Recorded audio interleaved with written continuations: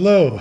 So if you're using AI tools and not sure which model to pick for your project, here's a super simple breakdown to help you choose the right one fast. First thing though, just a note, don't worry about any of the model numbers that you see here. They're going to change, but the information I'm giving you about the level of models has been pretty consistent and should be useful information. First, you want to think about this in three tiers, starting with the high reasoning models. These are your accuracy matters tools. If you're doing complex coding, debugging, or anything that has like multi-step processes, this is where you go. They're slower and more expensive, but they're going to handle the deep thinking much better.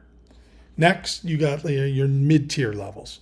So this is kind of the sweet spot for me. These are the ones I probably use the most. They're fast, they're affordable, and they're smart enough for most of the real work that you're going to do. If you're building apps, writing code, or doing daily AI tasks, you'll probably live here. They're often like 3 to 10 times cheaper than the high reasoning models. And still, I find them to be very capable. Lastly, then you have your lightweight models. And they're all about speed, perfect for summarizing, quick searches, or like simple automations, things that can kind of run in the background. As long as they have really clear directions, it's going to be super cheap for you to use, sometimes nearly free. But they do make mistakes if they don't have great directions, and they're not great at deep reasoning for sure. Another big concept is grounding, giving models access to real-time data. Some models have this built in, others need tools wired up, but it's what lets AI actually look things up instead of just guessing.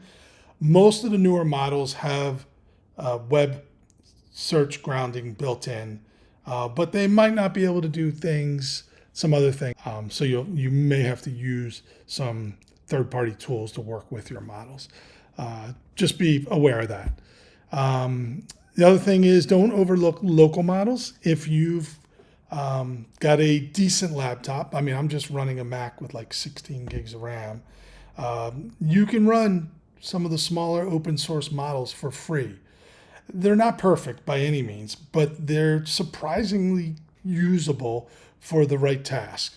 The real trick that I found is mixing these things together, mixing the model use. Don't pay for a high-end model when a cheaper model will do the job. Using fast models for simple tasks, and then other features in your project that you need something more powerful, you use a different model.